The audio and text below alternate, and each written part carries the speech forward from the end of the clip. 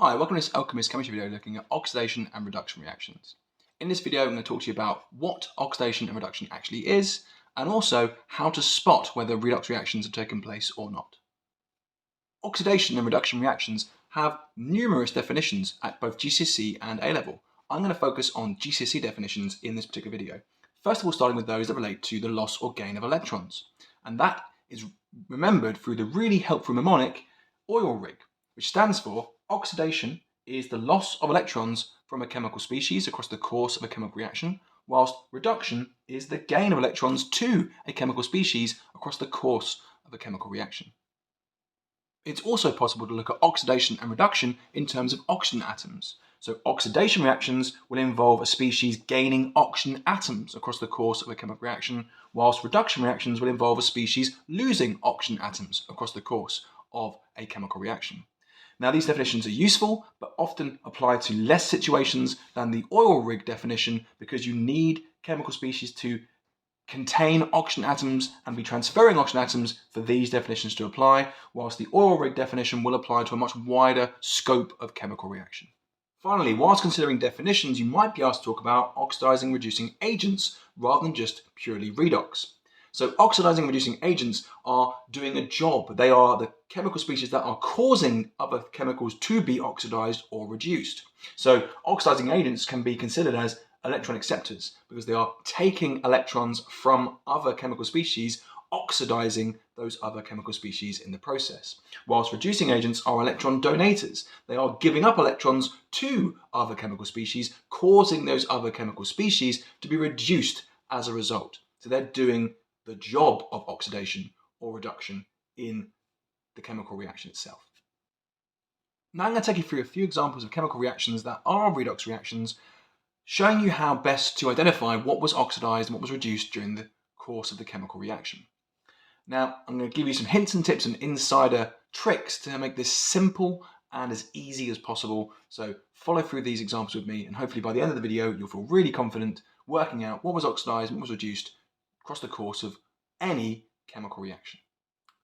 So the first piece of advice I give you is that I would work out whether I'm dealing with elements or compounds across the course of the reaction. It will come in really handy later on to know that information. So we've got magnesium. That is definitely an element because magnesium is a pure substance made of only one type of atom, in this case magnesium atoms. We've got chlorine molecules, and they're also an element because they are made up, those molecules are made up of chlorine atoms covalently bonded together. It's a pure substance made of only one type of atom.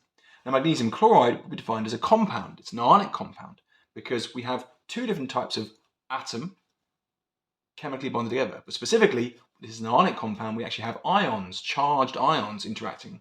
We have magnesium 2+ ions bonding directly to chloride -1 ions, and it's a 2-to-1 ratio of -1 chloride ions to +2 magnesium ions. So Mg2+ is bonding directly to 2 Cl- ions to form the formula MgCl2. So we've got elemental magnesium reacting with elemental chlorine to form the compound magnesium chloride, and remembering the charges of the magnesium and chloride ions for later. Now we're going to focus on exactly what happened to magnesium across the course of the chemical reaction. We have a reaction in which magnesium atoms are reacting with chlorine and becoming magnesium 2+ ions. Let's consider that from a redox perspective. We have magnesium atoms becoming magnesium ions. That means that each magnesium atom must be losing 2 electrons from its outer shell to form magnesium 2+ ions. Each magnesium is losing 2 electrons to form magnesium 2+ ions. That is defined as oxidation because oxidation is defined as the loss of electrons from a chemical species across the course of a chemical reaction. So I've written a little half equation to summarize that information. Magnesium atoms reacting to form magnesium ions because they're losing 2 electrons. If electrons appear on the right-hand side of an arrow in an ionic half equation, that means they've been lost. So this magnesium has been oxidized to magnesium 2+ ions across the course of the chemical reaction because each magnesium atom has had to lose 2 electrons to be able to form an Mg2+ ion. That's why it was so important to know whether we were dealing with elements and compounds in this reaction. Let's now look at what the chlorine has been up to. Each chlorine diatomic molecule contains 2 uncharged chlorine atoms. but by the end of the chemical reaction, we have 2 chloride ions ionically bonding to the magnesium ions in our compound. So that means that each chlorine atom must have been gaining an electron to form a chloride minus ion. That happened twice. So in other words, 2 chlorine atoms in our chlorine molecule gain 2 electrons to become 2 chloride ions. Now, if they're gaining electrons, that is defined as reduction, or we will rig. Reduction is the gain of electrons. Now, if electrons appear on the left-hand side of an ionic half equation, that implies they are being gained. So my half equation is basically telling me 2 chlorine atoms in the form of a chlorine molecule have gained 2 electrons, 1 each, to form 2 chloride ions. So we've just identified that the magnesium atoms the magnesium was being oxidized across the course of the chemical reaction, whilst the chlorine atoms in the chlorine molecules were being reduced and gaining electrons across the course of this chemical reaction. Alright guys, before I go through this second example, just want to say if you find the video useful, please think about giving it a like. It'd be great if you subscribe to the channel. You could even ring the bell to get notified about latest content. I do put videos on a weekly basis. Or you could share this content with friends studying chemistry to give them some help as well. Your support is hugely appreciated. Okay guys, this time I'd like you to have a go at the question, assigning what was oxidized and reduced across the course of this chemical reaction before I go through it. I've tried to scaffold this question so you've got lots of information to help you along. So this is a displacement reaction between iron and copper sulfate. I've told you whether things were elements and compounds. I've also given you the ionic charges of any ions present and told you whether you're dealing with compounds full of ions or elements that are made up of atoms of one kind. There's going to be a 10-second countdown during the video, but you can pause the video till you're working, and after that 10 seconds up, we're going to go through the question together. So I hope you're ready. 10 seconds starts now.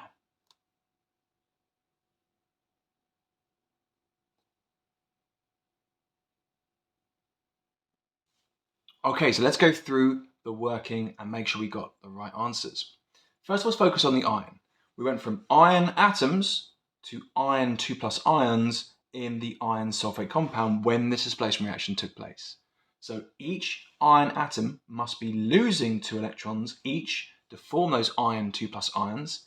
Therefore, that's defined as oxidation, as oxidation is the loss of electrons across the course of a chemical reaction. If you summarize that with a half equation, iron atoms becoming iron 2+ ions because they are losing 2 electrons each. If electrons appear on the right-hand side of an ionic half equation, that means they've been lost.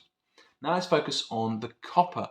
Now the copper was actually ionic at the start of this chemical reaction. We had copper sulfate, so those are copper 2+ ions ionically bonded to sulfate SO4 ions. So we had copper ions becoming copper atoms by the end of this displacement reaction. So each copper 2+ ion would have been gaining 2 electrons each to become those uncharged copper atoms by the end of the process. That is therefore reduction, because reduction is defined as the gain of electrons across the course of a chemical reaction. That's the rig part of the oil rig definition. Here's my ionic half equation to summarize that process. We have our copper 2+ ions gaining 2 electrons each to become uncharged copper atoms. Now the sulfate ions weren't doing very much from a redox perspective during this chemical reaction. They were SO4 ions at the start, and they were still SO4 ions at the end. They haven't got involved in the redox reaction. They haven't changed physical state across the course of the chemical reaction. We would say they are spectator ions. They are simply floating around, almost like they're observing the reaction taking place around them. They're exactly the same at the end as they were at the start, and so they're not involved in the redox chemistry. That's why we call them spectators. One last example for the road. This one is the halogen displacement reaction, which is also a redox reaction. I've scaffolded this again by writing all the information down for you around the question. Even less talking from me this time, guys. Literally, 10-second countdown starts very shortly. Give it a go, online paper, pause the video.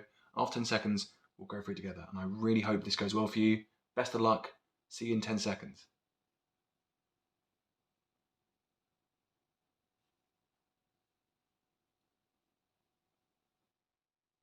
Right, let's look at the chlorine first. So we had chlorine atoms present in our diatomic chlorine molecules, but by the end of the chemical reaction, they are part of the ionic compound potassium chloride. That means they've gone from being chlorine atoms to chloride -1 ions. And it was 2 chlorine atoms to 2 chloride ions. So chlorine atoms, they must be gaining 1 electron each to become -1 ions. That is known as reduction, because reduction is the gain of electrons across the course of a chemical reaction. Representing that with a half equation, that would be Cl2, our chlorine molecules. Each chlorine atom is gaining overall 2 electrons gained to form 2 chloride ions across the course of that reaction. We can tell they've been gained because they're on the left-hand side, and that means they've been gained in the half equation. What about the bromide ions? Well, we had 2 bromide ions in potassium bromide at the start, but by the end of the chemical reaction, they've become 2 bromine atoms covalently bonded together as part of bromine diatomic molecules. So what's happened to the bromide ions across the course of the chemical reaction? Well, each bromide ion must be losing an electron to form bromine atoms. That means they're being oxidized, or it's oxidation, because oxidation is defined as the loss of electrons across the course of a chemical reaction. And summarizing that with a half equation again, 2 bromide ions are becoming a bromine molecule containing 2 bromine atoms bonded together because they've lost 2 electrons, 1 electron each from each bromide ion to form our bromine molecules. Fantastic, guys. That is 3 oxidation reactions fully summarized and completed. I really hope this diagrammatic approach has helped you to better understand how to spot whether something has been oxidized or reduced across the course of a chemical reaction. And I really look forward to talking to you in the next Elkchemist chemistry video. Take care. Bye now.